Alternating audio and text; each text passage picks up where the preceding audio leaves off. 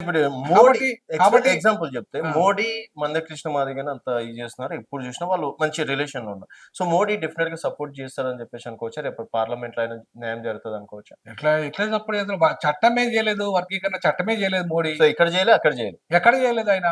ఇక్కడ ఇక్కడ ఈయన ఈయన ఇక్కడ ఆయనకు అధికారమే లేదు. ఇక్కడ హ్మ్. ఏమైనా వాళ్ళ రాష్ట్ర ప్రభుత్వం ఉందా? అదే ఇక్కడ నేను రేవంత్ రెడ్డి గురించి అడుగుతున్నాను. అక్కడ మోడీ. ఇక్కడ రేవంత్ రెడ్డి చేయలే. ఓకే. కమిషన్ల పేరు మీద కాలయాపన చేసిండు. నిజంగా గ్రూప్ 1, గ్రూప్ 2 అన్ని ఎగ్జామ్స్ అయిపోయి పోస్టులన్నీ నింపిపోయినాక బాధ్యతలు కొరిగేదేముందండి? ఇప్పుడు 13 ఏళ్ల తర్వాత వచ్చిన పోస్టులు ఇవి. అవును. అవునా కదా? అవును. 13 ఏళ్ల తర్వాత వచ్చిన ఈ పోస్టులల్ల ఇప్పుడు మాకు అవకాశాలు రాకపోతే మాదిగలకు అవకాశం ఇంకెప్పుడొస్తాయి? మళ్ళా 13 ఏళ్ల తర్వాత వస్తాయి. ఒకవేళ చట్టం చేసినా కూడా మళ్ళా ఎప్పుడొస్తాయి పోస్టులు? గ్రూప్ 1 పోస్టులు అంత పెద్ద ఎత్తున పడే అవకాశం ఉన్నాయా? నిజం. మరి అటువంటిప్పుడు నువ్వు ఆర్డినెన్స్ తెచ్చి అమలు చేస్తా అన్నావు. నువ్వు ఎందుకు చేయలేదు రేవంత్ రెడ్డి? నువ్వు ఎందుకు అడగలేదు మందకృష్ణన్న? నువ్వు ఎందుకు అడగలేదు? రేవంత్ రెడ్డిని ఆర్డినెన్స్ తెమ్మని ఈ రోజు వరకు కూడా అడుగుతున్నాడు ఆయన. ఆయన అడుగుతూనే ఉన్నాడు కదా! ప్రెస్ ఆ, మీట్ అడుగుతా పెట్టి అవి చేసి. వర్గీకరణ చట్టం తెమ్మంటాడు. నేను ఏమంటున్నా ఆర్డినెన్స్ తెమ్మంటున్నా. ఓకే. దానికి దీనికి తేడా ఏంటి? తేడా ఏంటంటే ఆర్డినెన్స్ తెస్తే ఇమీడియట్లీ అమల్లోకి వస్తుంది. Immediately okay. ఈ రోజు అంటే ఈ రోజే. ఈ రోజే వస్తుంది. ఆ బ్యాక్లాగ్ పోస్టులు అన్ని కూడా ఏవైతే పోస్టులు ఉన్నాయో ఆ ఇప్పుడు పోస్టులు వచ్చినాయి కదా, అవును. అన్నిట్లలో కూడా ఆయన అమలు చేసుకోవచ్చు. మొత్తం పోస్టులలో అన్నిట్లలో అమలు చేసుకోవచ్చు. కానీ ఇప్పుడు చట్టం చేస్తే మళ్ళీ పోస్టులు పడ్డప్పుడే వర్గీకరణ చట్టం అమలవుతుంది. అవి ఎప్పుడు పడాలి, ఎప్పుడు కావాలి? అది పడితే మళ్ళీ ఒకవేళ డిఎస్సి పడతాయి, పోలీసు ఉద్యోగాలు పడతాయి. అంతే. అంతకంటే మిగతా ఏం పడతాయి? గ్రూప్ 1 పడాయి, అవునా కదా? గ్రూప్ 2 పడాయి, గ్రూప్ 3 పడాయి. ఇవన్నీ కూడా ఇన్ని ఉద్యోగాలు, లక్షల ఉద్యోగాలు ఇలా పోతా ఉంటే పోయినాక మాకు వచ్చే ఏముంటుందమ్మా చిప్పదప్ప. ఇప్పుడు నువ్వు వర్గీకరణ అయినా కాకపోయినా మాకు ఎట్లాగా మా వాటా మాకు వస్తుంది. ఏంలా డిఎస్సిలో వస్తుంది, టీచర్ పోస్టులలో వస్తుంది, ప్లస్ పోలీస్ రిక్రూట్మెంట్లో వస్తుంది. కాకపోతే ఒక 3-4 వేలు ఎక్కువ వస్తాయి వర్గీకరణ వల్ల. ఓకే. కానీ ఈ 3-4 వేల ఎక్కువ వచ్చే ఉద్యోగాల కోసం 30 ఏళ్ళ నుంచి పోరాటం చేసిన వస్తలేవంటే ఉద్యోగాలు ఉన్నప్పుడు చేయాలని కొట్లాట, ఉద్యోగాలు అయిపోయినాక చేస్తావా? ఉన్నప్పుడు చేయాలి. ఉన్నప్పుడు చేయాలి కదా. ఆర్డినెన్స్ తెమ్మని ఎందుకు చేయలేదు అంటున్నా. ఆర్డినెన్స్ తెమ్మని ఎందుకు అడగలేదు అంటున్నా. సుప్రీంకోర్టు జడ్జిమెంట్ తో పనే లేదంటున్నా. నేను ఇప్పటికే చెప్తున్నా. ఈ రోజు వరకు కూడా ఒక లా ప్రొఫెసర్ చెప్తున్నా, సుప్రీంకోర్టు జడ్జిమెంట్ తో పని లేదు. అప్పుడు కూడా చెప్పిన 2004లో కూడా చెప్పుకొస్తున్నా, సుప్రీంకోర్టులతో జడ్జిమెంట్లతో పని లేదు. ఆయన నేనేమన్నా 341తో పని లేదు.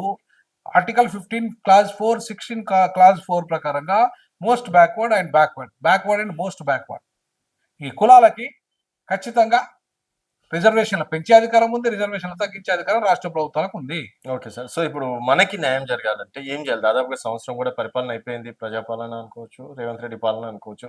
సో నెక్స్ట్ మనకి ఫ్యూచర్ బాగుపడాలంటే ఏం చేయాలి? దాదాపుగా 15 సంవత్సరాలు, 20 సంవత్సరాలుగా కూడా ఇదే ముచ్చట మాట్లాడుకుంటున్నాం. నేనేమంటానంటే న్యాయం చేయాలంటే పకడ్బందీ చట్టాలు ఉండాలి. ఓకే. పకడ్బందీ చట్టాలు ఉన్నప్పుడు దాన్ని అమలు చేసే అధికారం నువ్వు రేవంత్ రెడ్డి ఉండొచ్చు, ఇంకో ఎల్లారెడ్డి, మల్లారెడ్డి, పుల్లారెడ్డి ఎవరో వస్తారు. రేవంత్ రెడ్డి తర్వాత మళ్ళీ ఎల్లారెడ్డి, పుల్లారెడ్డి అవుతారు. ఓ బీసీ రాడుగా, ఓ ఎస్టీ రాడుగా, ఓ ఎస్సీ రాడుగా ముఖ్యమంత్రిగా. ఆయనే అంటాడు నేను 10 ఏళ్ళు ఉంటా అంటాడు. నా తర్వాత కోమటిరెడ్డి వెంకటరెడ్డి అరుడు అంటాడు. తర్వాత ఉత్తమ్ కుమార్ రెడ్డి అంటాడు. ఇంకో రెడ్డి. అవునా కదా?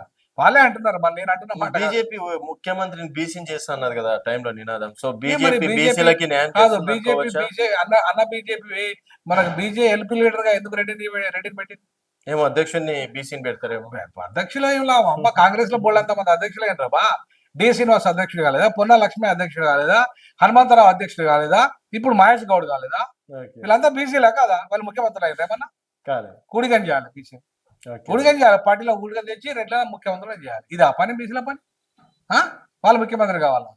నేను బీసీ ముఖ్యమంత్రి కోసం రాజీనామా చేసినాడు 3 లక్షల ఉద్యోగాన్ని. 7 ఏళ్ళు ఉన్నది నాకు సర్వీసు. ఉద్యోగాన్ని రాజీనామా చేసిన నేను వచ్చి బయటకు వచ్చిన. ఎందుకు వస్తలేరు బీసీ ప్రొఫెసర్? ఎందుకు బీసీ ఉద్యోగం రావట్లేదు? బీసీ నాయకులు ఎందుకు బీసీ ముఖ్యమంత్రి కోసం సీరియస్ గా ఫైట్ చేయట్లేదు? ఎందుకు రెడ్లను గెలిపిస్తాను? ఇంకా రెడ్ల జనాభా ఎంత, మీ జనాభా ఎంత? 52% ఉన్నాయని చెప్పుకుంటున్నా. మీరు 4-5% లేని రెడ్లు వాళ్ళు ఎట్లయితారండి? నాకు అర్థం కాలేదు. మీరు రోడ్లు అయితేనే అవుతారు కదా. మీ వ్యతిరేకం రెడ్ల మీదనా లేకపోతే వ్యక్తి మీదనా? రెడ్ల మీద కాదు నేను వ్యతిరేకం. రెడ్లకి అసలు వ్యతిరేకం కానే కాదు. ఏ కులానికి అసలు అంటే నేను ఏ కులానికి వ్యతిరేకం కాదు. అంటే మీ మాటలు చూస్తే ఎట్లా అనిపిస్తున్నాయి? నేను వ్యతిరేకం కాదు. న్యాయంగా రాజ్యాంగం ఏం చెప్తుంది? ఎవరి జనాభా ఎంతో వారికి అంత వాటా ఇవ్వాలంటారు. ఉమ్మడి ఆంధ్రప్రదేశ్ లో రెడ్ల జనాభా ఎంత అని ఉంటారండి? 55 ఏళ్ళు ముఖ్యమంత్రిగా ఉంటారండి. మళ్ళీ ఇప్పుడు రెడ్ల జనాభా ఎంత అని వాళ్ళు ఇప్పుడు మళ్ళీ ముఖ్యమంత్రిగా ఉంటారండి. ఉమ్మడి ఆ రాష్ట్రంలో బీసీ గాడు, ఎస్టీ గాడు, మైనార్టీ గాడు ఏదో పాపం నరసింహ, దామోదర సంజీవ పాపం ఇద్దరు రెడ్లు కొట్లాడుకుంటుంటే కొంతకాలం అవకాశం వచ్చింది ఆయనకు. ఓకే. అంతేగాని అంటే మీరు లేడు కదా ఇప్పుడు. ఇప్పుడు ఒక్క రెడ్డి నిమిషం, నెక్స్ట్ రెడ్డి ముఖ్యమంత్రి కావద్దంటారా?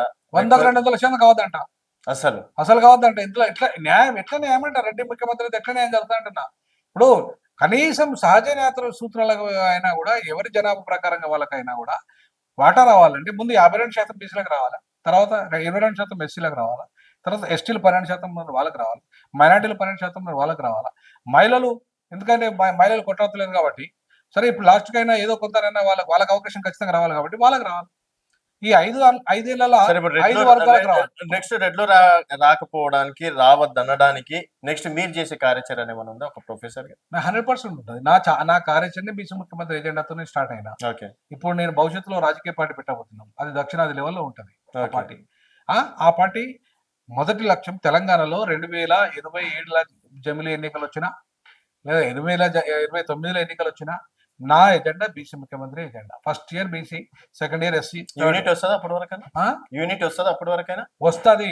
ఎప్పుడైనా పక్కా. ఎప్పుడైనా చైతన్యం అనేది ఒక రోజుతో రాదు. ఎందుకంటే బానిస మైండ్‌లో ఉన్నారు. సార్ మీరే 15 సంవత్సరాల నుంచి ఫైట్ చేస్తున్నారు సార్. ఇంకెప్పుడు కరెక్టే. సార్ ఇది? నేనేమంటానంటే, ఇప్పుడు కాంశీరామ్ గారు ఉత్తరప్రదేశ్‌లో అంత పెద్ద రాష్ట్రంలో 24 కోట్ల 25 కోట్ల జనాభా ఉన్న రాష్ట్రంలో అధికారం తీసుకురాగలిగారు. ఎవరికి?